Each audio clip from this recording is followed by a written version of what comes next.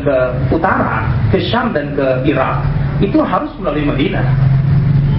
Satu-satunya jalur paling aman, mereka harus selalu lewat pesisir.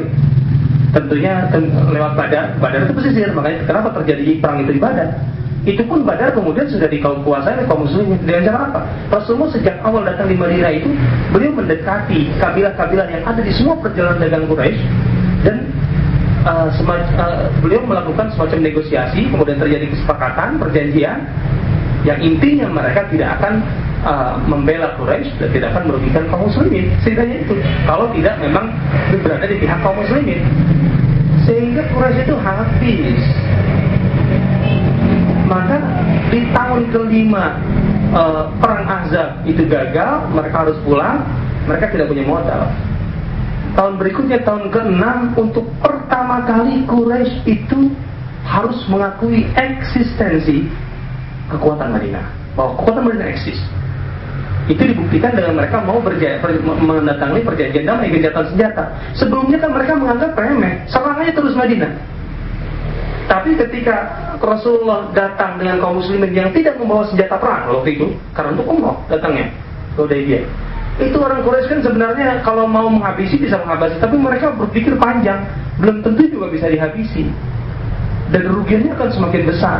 Maka di dalam internal Quraisy waktu itu ada friksi antara golongan muda dan golongan tua. Golongan muda itu pinginnya perang, Khalid bin Walid dan CS-nya itu pinginnya perang. Golongan tua enggak, karena mereka lebih matang. Kalau kita perang, kemudian kita kalah, habis kita sudah, betul-betul habis. Makanya mereka membuat gencatan senjata 10 tahun. Untuk apa? Dengan gencatan senjata 10 tahun mereka bisa bebas berdagang untuk mengumpulkan modal kembali. Sebenarnya itu. Dan segitu adalah kemenangan besar kaum muslimin. Walaupun awalnya kurang dipahami oleh sebagian kaum muslimin, termasuk Umar bin Khattab, ketika mencoba kepada Rasulullah, ini merugikan kita. Bayangkan saja, orang Mekah yang bergabung ke Madinah itu dengan perjanjian itu harus ditolak, harus dikembalikan ke Mekah. Tapi orang Madinah, orang Mekah yang sudah di Madinah, kalau mau kembali ke Mekah tidak boleh dihalangi. Coba kan, itu kan dari segi izah ya, itu kan secara sekilas umat Islam kok rendah sekali, tidak bisa melindungi sesamanya. Gara-gara itu, makanya Umar protes pada Rasul awalnya. Tapi kata Rasulullah apa? Umar, aku adalah utusan Allah. Allah tidak akan membiarkan aku salah dalam mengambil keputusan ini. Dan kemudian turunlah ayat apa itu? Inna fatahna laka fathan mubina.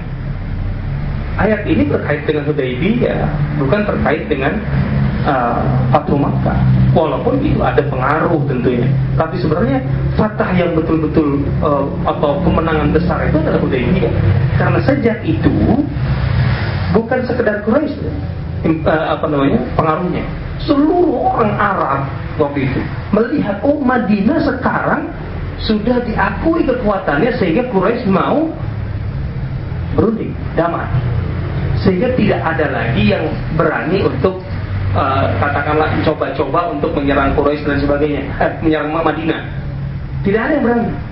Karena Quraisy sebagai kekuatan yang sangat besar itu sudah gencatan senjata. Sehingga dan begitu apa? Rasulullah tenang, Madinah sudah selesai. Sekarang urusan tinggal keluar. Setelah itu apa? Mulai Khaybar dihabisi, kan?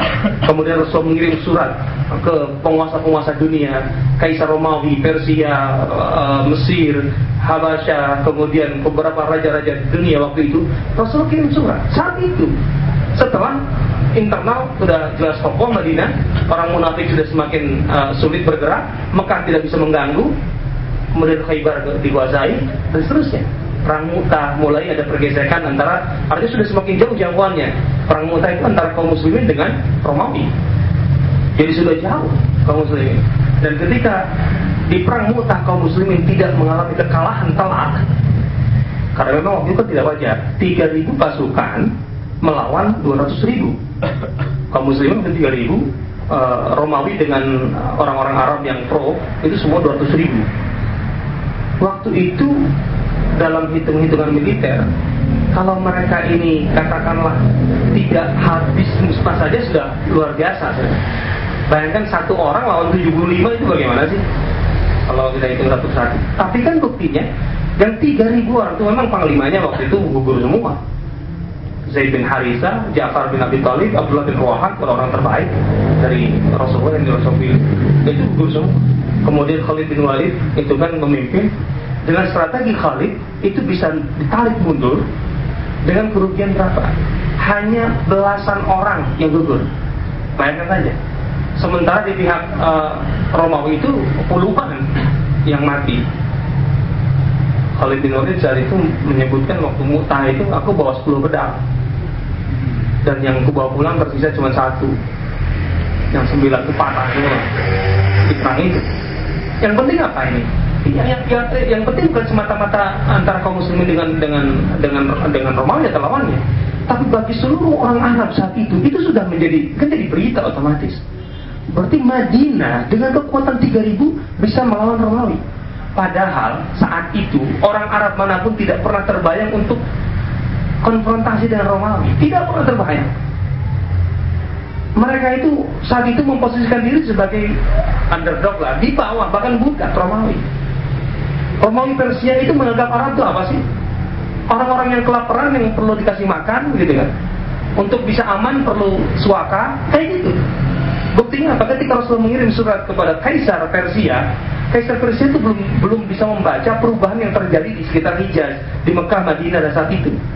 Ketika menerima surat bin Muhammad bin Abdullah wa Rasuluh dan seterusnya aslim taslam terusnya, dia itu terhina luar biasa, merasa terhina luar biasa. Siapa ini yang berani ngirim surat? Dia menganggap kalau ada orang Arab ngirim surat saja ke dia, itu dianggap penghinaan. Apalagi ini ngajak untuk ikut gitu loh, untuk jadi pengikut. Siapa? Ini budakku, hamba sahayaku, ngirim surat padaku, katanya. Dia belum bisa membaca perubahan waktu itu. Maka dia robek kan surat itu. Orang Arab yang selama ini untuk bisa makan saja aku kasih, untuk bisa hidup aman saja aku amankan, aku beri keamanan kan? Sekarang mau ngirim surat, maka dia robek kan surat. Dia belum paham perubahan itu. Bahkan dia nyuruh bawahannya yang berada di Yaman yang lebih dekat dengan Madinah untuk mengirim 2 orang katakanlah perwira tinggi untuk menangkap Rasulullah dan membawanya ke Persia saat itu, ke Madain. Tapi sebelum mereka datang, Jibril sudah datang duluan memberitahu. Kan Rasulullah ketika mendengar berita suratnya dirobek, Rasulullah mengatakan mazzakallahu mulkah, Allah akan merobek-robek kekuasaannya.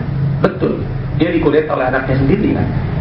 Dan dalam kurang lebih kurun 4 tahun itu terjadi 14 kudeta di Persia. Dalam kurun 4 tahun ganti mengganti kudeta 14 kali, hancur Persia di dalam. Perwira ini datang, pas datang mereka bilang kami diutus oleh waktu itu mereka menyebutnya Malikul Muluk atau Syahin Syah, raja di raja, karena gitu kan Persia, untuk menangkapmu dan seterusnya. Apa kata Rasulullah? Sudahlah, dia sekarang sudah nggak ada. Ya, masa iya? Dia harus menunggu ini orang dua perwira ini sampai kemudian betul-betul ada berita bahwa betul dia sudah dikudeta. Maka dia beriman kepada Rasulullah. Karena bagaimana tidak beriman? Dia kedatang ini kan untuk menangkap dan dapat surat. Dan seharusnya belum ada berita kan sampai kepada Rasulullah kalau dia sudah dikudeta. Tapi ini terjadi. Rasulullah SAW sudah bisa membuat perhitungan dengan Romawi dan itu menjadi berita besar. Berita besar sekali. Kemudian orang Arab semakin melihat kepada Madinah sebagai sebuah titik yang luar biasa. Artinya kalau dulu mereka melihat kekuatan itu Persia Romawi, sekarang mereka memperhitungkan Madinah.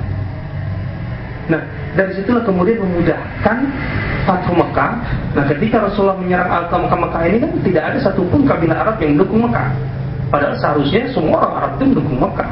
Karena mereka melihat Mekah itu sebagai pemimpin, leader Arab. Tapi tidak ada, membiarkan. Mereka melihat apa? Kita lihat mana yang dimenangkan oleh Allah, Muhammad atau orang-orang Quraisy. Siapa yang dimenangkan oleh Allah, itulah yang diridai Allah. Nah, ketika Rasulullah menang, idza ja'a nasrullahi wal fath wa ra'aitan nas yadkhuluna fi dinillahi afwaja. Berbondong-bondong mereka masuk Islam. Selain mereka melihat Rasulullah menang di Mekah, sisi lain mereka melihat ini sudah menjadi sebuah alternatif kekuatan baru di Jazirah Arab selain Romawi dan Persia. Dan kemudian semakin Rasulullah buktikan dengan perang Tabuk di tahun 9 Hijriah, ketika Rasulullah SAW dengan 20.000 pasukan itu ke Tabuk.